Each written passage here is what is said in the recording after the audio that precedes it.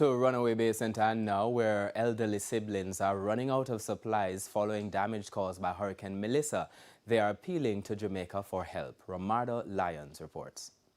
Meet Franklin Redguard and his sister Heather, ages 69 and 68 respectively. Sir Franklin was on Earth a whole year before his sister was born, but on Tuesday, October 28, they were separated in Bel-Air, Runaway Bay St. Anne, while Melissa passed. A few hours felt like an eternity. All of a sudden now, we begin to hear the zinc flapping, like a tearing off.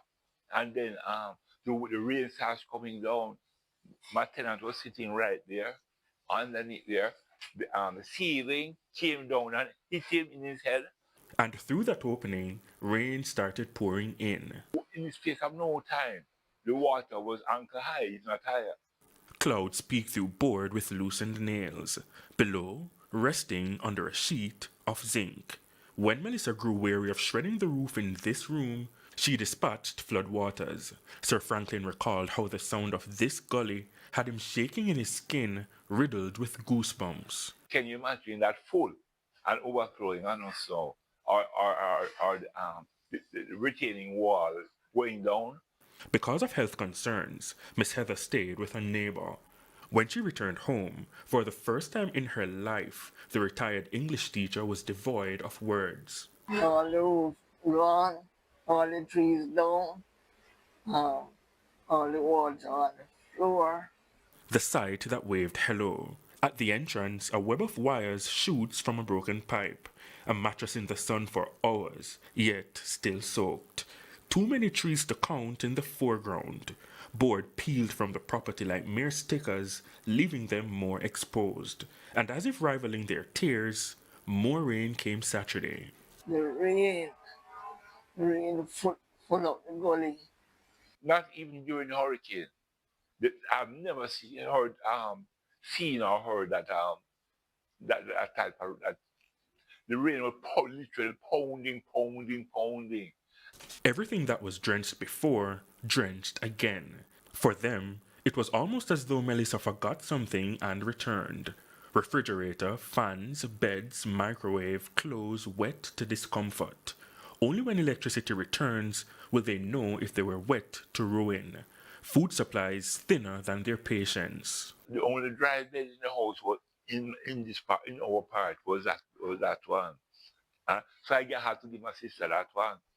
And I had, as I said, I had to sit down whole night, It's 5 o'clock this morning.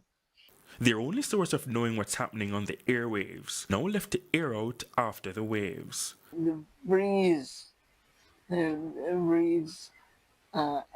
Marie went in the rain to charge the phone. And I said, I just hope the breeze don't blow away Marie.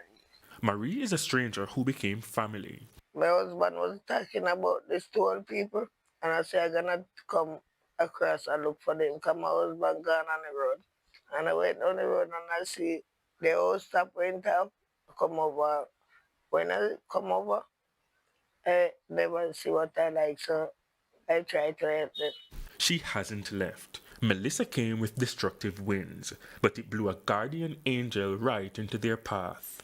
I do everything they say I must do, I do it for them. And thank God, I'm here with them, and they're pleased with me. So thank God for everything. As it is now, they aren't able to start any repairs. Both aren't the best of health. Tenants renting the property has been their only source of income. So, if there's no property to rent, it would be devastating because we depend on it. We depend on it to pay the bills and to eat. It's as simple as that. What do they need urgently? Assistance to put back the roof. That's number one. I have to get an electrician in preparation for when JPS restores the power. They continue to wait, and their issues are magnified each sunset.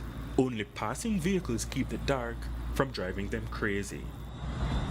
Ramardo Lyons, TVJ News.